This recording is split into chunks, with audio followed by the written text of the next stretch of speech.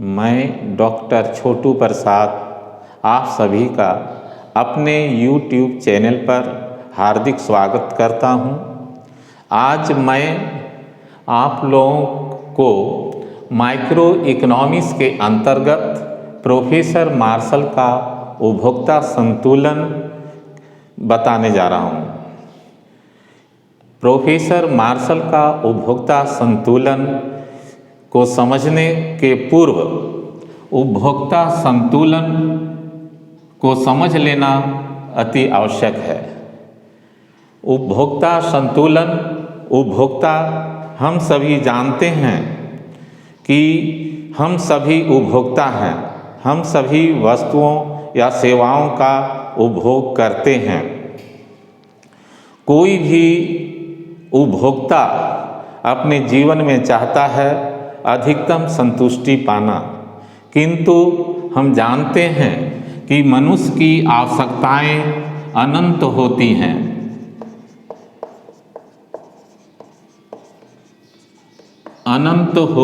मनुष्य की आवश्यकताएं अनंत होती हैं, अर्थात असीम होती हैं। मनुष्य की आवश्यकताओं का अंत नहीं है। जब हम एक आवश्यकता की पूर्ति करते हैं तो दूसरी आवश्यकता हमारे समक्ष आ खड़ी होती है। इस तरह आवश्यकताओं का सिलसिला जीवन पर्यंत चलता रहता है। आवश्यकताओं के संदर्भ में कहा जाता है कि आवश्यकताएं जो हैं बिना पेंदी की खाई है, एक ऐसी खाई है जिसका कहीं अंत नहीं है, ए बॉटमलेस डिच। दूसरी ओर आवश्यकताओं की पूर्ति जिन साधनों से होती है वह साधन हमारे पास सीमित हैं। आवश्यकताएं अनंत हैं, साधन सीमित हैं। Means are limited. आवश्यकताएं यानी वांट्स, साधन यानी मीन्स और रिसोर्सेज हमारी वांट्स जो है वह बड़ी हैं और मीन्स छोटी। दूसरे शब्दों में हम कह सकते हैं W is greater than R। कोई भी व्यक्ति सीमित साधन से अधिकतम आवश्यकताओं की पूर्ति करना चाहता है। जब कोई भी उपभोक्ता सीमित साधनों से अधिकतम संतुष्टि प्राप्त करने में सफल होता है तो वह संतुलन की अवस्था में होता है। दूसरे शब्दों में हम कह सकते हैं when a consumer gets maximum satisfaction out of his limited income he reaches at the stage of equilibrium. Professor Samuelson ने भी कहा है कि दी हुई आय और दी हुई वस्तुओं की कीमत से अगर उपभोक्ता को अधिकतम संतुष्टि प्राप्त होती है तो उपभोक्ता संतुलन की अवस्था में होता है। इस तरह से हम सारांश में कह सकते हैं कि जब उपभोक्ता को सीमित आय से अधिकतम संतुष्टि प्राप्त होती है तो उपभोक्ता संतुलन की अवस्था में होता है। उपभोक्ता संतुलन का अर्थ समझ लेने के बाद हम देखेंगे कि कोई भी उपभोक्ता कैसे अपने सीमित साधन से अधिकतम संतुष्टि प्राप्त कर सकता है। उपभोक्ता संतुलन के लिए कई अर्थशास्त्रियों ने अलग अलग सिद्धांत प्रतिपादित किए हैं, जिनमें से एक प्रोफेसर मार्शल का भी उपभोक्ता का संतुलन है। प्रोफेसर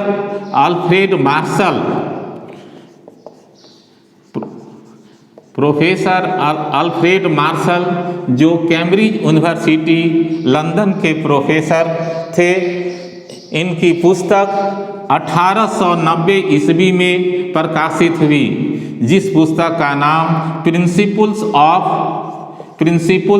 ऑफ इकोनॉमिक्स था। इस पुस्तक में प्रोफेसर मार्शल ने उपभोक्ता संतुलन की व्याख्या की है। प्रोफेसर मार्शल ने उपभोक्ता संतुलन की व्याख्या के लिए दो सिद्धांतों का उल्लेख किया है। पहला सिद्धांत है कीमत सीमांत उपयोगिता के बराबर। कीमत सीमांत उपयोगिता के बराबर।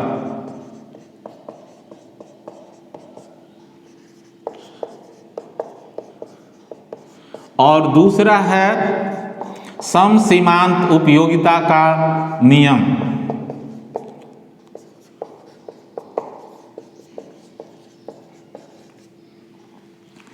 ये दोनों सिद्धांत प्रोफेसर मार्शल द्वारा प्रतिपादित हैं। आज के क्लास में मैं एक सिद्धांत की व्याख्या करूंगा कि कैसे कीमत सीमांत उपयोगिता के बराबर के अंतर्गत प्रोफेसर मार्शल ने उपभोक्ता संतुलन की व्याख्या की है।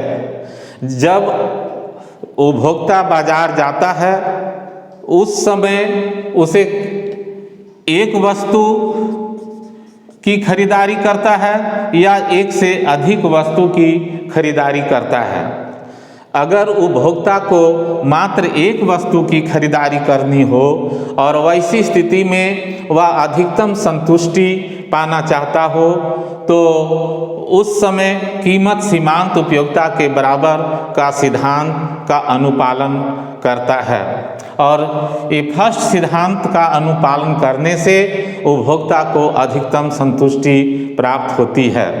और यदि उपभोक्ता को एक से अधिक वस्तुएं खरीदनी हो और सीमित आय से अधिकतम संतुष्टि पाना चाहता हो तो वैसी स्थिति में सम सीमांत उपयोगिता नियम की मदद लेता है। तो आज मैं कीमत सीमांत उपयोगिता के बराबर की व्याख्या करेंगे। जैसा कि हम बता चुके हैं कि उपभोक्ता कभी कभी मात्र एक वस्तु सिंगल कमोडिटी खरीदने के लिए बाजार जाता है, तो वैसी स्थिति में वह सीमित आय से कैसे अधिकतम संतुष्टि प्राप्त कर सकता है, इस संदर्भ में प्रोफेसर मार्शल का क्या कहना है इसे हम देखेंगे। प्रोफेसर मार्शल ने कहा कि कीमत सीमांत उपयोगिता के बराबर उपभोक्ता को अधिकतम संतुष्टि प्राप्त तब होगी जब वह इस कंडीशंस को यानी शर्त को फुलफिल करेगा। शर्त यही है कि वस्तु की कीमत बराबर वस्तु की सीमांत उपयोगिता। वस्तु की सीमांत उपयोगिता ये दोनों बराबर होनी चाहिए। जब दोनों बराबर होती है तो उपभोक्ता को अधिकतम संतुष्टि प्राप्त होती है। हम इसे संक्षिप्त में इस तरह से लिख सकते हैं, price of x equal to MU(x)। यही उपभोक्ता संतुलन की शर्त है।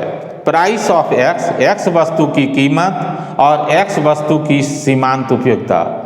संक्षेप में हम सीमांत उपयोगिता का अर्थ समझ लें। सीमांत उपयोगिता का अभिप्राय होता है किसी समय विशेष में उपभोग की जाने वाली अंतिम इकाई से उपभोक्ता को जो उपयोगिता प्राप्त होती है उसी को हम सीमांत उपयोगिता कहते हैं। दूसरे शब्दों में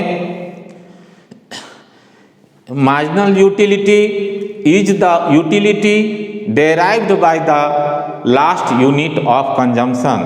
इसे एक उदाहरण से स्पष्ट किया जा सकता है। मान लिया जाए कि रोटी की इकाइयाँ और रोटी से प्राप्त उपयोगिता। मान लिया जाए पहली रोटी से उपभोक्ता को 20 उपयोगिता मिलती है, दूसरी से 15, तीसरी से 10, चौथी से 5। वह रोटी की 4 इकाइयों का उपभोग करता है, तो यहाँ पर चौथी इकाई सीमांत इकाई है, रोटी की सीमांत इकाई है, और सीमांत इकाई से जो उपयोगिता हमें प्राप्त होती है उसी को सीमांत उपयोगिता कहते हैं। अगर उपभोक्ता 2 ही रोटी का उपभोग करे तो सीमांत उपयोगिता 15 होगी। तो इस प्रकार सीमांत उपयोगिता का तात्पर्य है कि उपभोग की जाने वाली अंतिम वस्तु से मिलने वाली उपयोगिता।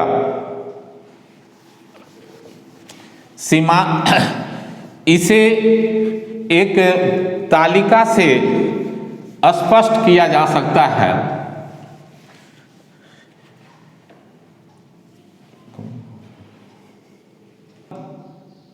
कीमत सीमांत उपयोगिता के बराबर को एक तालिका से स्पष्ट किया जा सकता है। या फर्स्ट कॉलम में x वस्तु की इकाइयाँ, सेकेंड कॉलम में x वस्तु से प्राप्त उपयोगिता और थर्ड कॉलम में वस्तु की कीमत के रूप में चुकाई जाने वाली उपयोगिता। यहाँ पर पहले हम देखते हैं कि x वस्तु की पहली इकाई से 40 उपयोगिता मिलती है।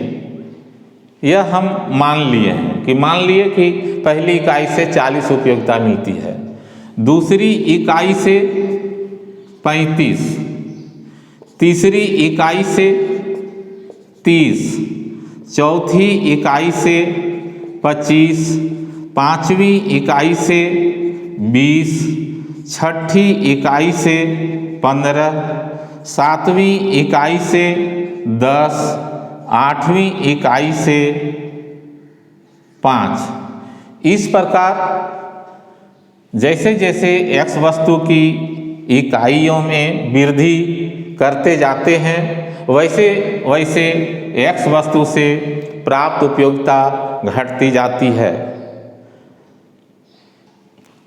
यह सीमांत उपयोगिता ह्रास नियम पर आधारित है। सीमांत उपयोगिता ह्रास नियम बतलाता है कि समय विशेष में किसी वस्तु से प्राप्त उपयोगिता धीरे धीरे वह घटती जाती है, अर्थात आवश्यकता विशेष को संतुष्ट किया जा सकता है। हम जब पहली वस्तु को हम उपभोग करते हैं तो हमारी कुछ आवश्यकता मिट जाती है, जिसके कारण हमें दूसरी वस्तु से हमें कम उपयोगिता मिलती है, और जब हम दूसरी वस्तु का भी उपभोग करते हैं तो हमारी आवश्यकता और मिट जाती है, जिसके कारण हमें तीसरी इकाई से कम उपयोगिता मिलती है। इसी कारण से धीरे धीरे उपयोगिता घटती जाती है जैसे जैसे हम वस्तु की इकाइयों में वृद्धि करते जाते हैं। अब मान लिया जाए बाजार में वस्तु की कीमत 25 है, या हम जो कीमत देने जा रहे हैं, जो हम चुकाने जा रहे हैं, उसकी कीमत 25 के बराबर उपयोगिता है। हम किसी वस्तु को प्राप्त करने के लिए हमें कीमत चुकानी पड़ती है, और जो कीमत हमें चुकानी पड़ती है उसकी उपयोगिता हम मान लेते हैं कि वह 25 है। और वस्तु की कीमत, सभी वस्तु की कीमत बाजार में 1 होती है, तो x वस्तु की जितनी भी इकाइयां हैं सभी की कीमत 1 है। पहली इकाई की भी कीमत 25 है तो दूसरी इकाई की भी 25 है, तीसरी इकाई की भी कीमत 25 है, चौथी इकाई की भी 25, 25, 25, 25। इस तरह से x वस्तु की किसी इकाई को लें, हमें 25 के बराबर उपयोगिता त्यागनी पड़ती है। हम यहाँ पर हम देखते हैं कि अगर हम पहली इकाई x का लेते हैं तो उपयोगिता हमें 40 के बराबर प्राप्त होती है, लेकिन हमें 25 के बराबर उपयोगिता छोड़नी पड़ती है। उपयोगिता अधिक मिल रही है लेकिन हमें कीमत के रूप में कम उपयोगिता को छोड़नी पड़ रही है। इसलिए हम अगली वस्तु को भी हम लेने के लिए तैयार हो जाते हैं, और जब अगली वस्तु को लेते हैं तो उपयोगिता कुछ कम मिलती है, और कीमत अभी भी हम देखते हैं कि जितनी उपयोगिता मिल रही है उससे कम उपयोगिता कीमत के रूप में छोड़ना पड़ रहा है। जब उपभोक्ता X वस्तु की 4 इकाई का लेता है तो हम देखते हैं कि X वस्तु से प्राप्त उपयोगिता और X वस्तु की कीमत दोनों बराबर है। यहाँ पर हम देखते हैं कि मार्जिनल यूटिलिटी ऑफ X, हम 4 इकाई लें तो चौथी इकाई हमारे लिए सीमांत इकाई होगी। तो ये मार्जिनल यूटिलिटी X 25 है, और कीमत के रूप में जो हम उपयोगिता को त्याग करते हैं वह भी, जिसे हम PX कहेंगे, तो वह भी 25 है। तो अगर उपभोक्ता 4 इकाई X वस्तु का लेता है तो वस्तु से प्राप्त सीमांत उपयोगिता और वस्तु की कीमत दोनों बराबर है। यहीं पर उपभोक्ता को अधिकतम संतुष्टि प्राप्त होगी। अगर उपभोक्ता इससे अधिक इकाई को लेता है, 5वीं इकाई को अगर लेता है, तो हम देखते हैं कि उपयोगिता कम मिलती है और उसकी कीमत अधिक है। इसलिए उपभोक्ता को यहाँ पर क्षति होगी, अधिकतम संतुष्टि नहीं मिलेगी। इसलिए वस्तु की 5वीं इकाई ना लेकर के वह चौथी इकाई तक ही लेगा, और अगर तीसरी इकाई तक ही लेता है तो हम देखते हैं कि वस्तु से उपयोगिता अधिक मिल रही है और कीमत कम है, तो हमें कीमत को छोड़कर वस्तु को प्राप्त कर लेना ही फायदेमंद है। तो इस प्रकार तीसरी इकाई या 1 इकाई कम लें या 1 इकाई अधिक लें तो उपभोक्ता को अधिकतम उपयोगिता की प्राप्ति नहीं होती है, अधिकतम संतुष्टि प्राप्त नहीं होती है। इसलिए प्रोफेसर मार्शल ने कहा कि जब वस्तु की सीमांत उपयोगिता और वस्तु की कीमत जब दोनों बराबर होती है तो उपभोक्ता को अधिकतम संतुष्टि प्राप्त होती है। इसे हम एक रेखा चित्र, यह रेखा चित्र पहले बनाई गई तालिका के पर आधारित है। पड़ी रेखा OX पर X वस्तु की इकाइयाँ और खड़ी रेखा OY पर X वस्तु से प्राप्त उपयोगिता को दर्शाई गई है। और यहाँ पर यह जो MUX रेखा है सीमांत उपयोगिता ह्रास नियम की रेखा है। यहाँ आप देख सकते हैं कि पहली इकाई से 40 उपयोगिता, दूसरी इकाई से 35 उपयोगिता, तीसरी से 30, चौथी से 25, इस तरह से उपयोगिता प्राप्त हो रही है। और इन विभिन्न बिंदुओं को मिलाने से जो रेखा हमें प्राप्त होती है वह सीमांत उपयोगिता की रेखा है, जिसे हम MUX से डिनोट कर रहे हैं। और यह जो PX रेखा जो है क्षैतिजीय है वह कीमत रेखा है। यह रेखा बताती है कि हम पहली इकाई को लें तो भी वो 25 कीमत हमें त्यागनी पड़ती है, या दूसरी इकाई की भी कीमत 25 के बराबर है, तीसरी इकाई की भी कीमत 25 के बराबर है, या जितनी भी इकाइयाँ हम लें 25 के बराबर ही, प्रति इकाई 25 के बराबर ही है। उपभोक्ता जब 4 इकाई X का लेता है तो हम देखते हैं कि सीमांत उपयोगिता की रेखा और कीमत रेखा दोनों एक दूसरे से E बिंदु पर बराबर होती है। अतः E बिंदु जो है उपभोक्ता का संतुलन बिंदु है, इक्विलिब्रियम पॉइंट ऑफ कंज्यूमर्स है। अगर उपभोक्ता X की 4 इकाई लेता है तो उपभोक्ता को अधिकतम संतुष्टि प्राप्त होगी। अगर उपभोक्ता X वस्तु की 4 इकाई न लेकर 5 इकाई ले तो उन्हें 5 इकाई लेने के लिए उन्हें 1 इकाई इन्हें छोड़नी पड़ती है, 1 इकाई छोड़नी पड़ती है। तो हमें उपयोगिता अधिक कितना मिलती है,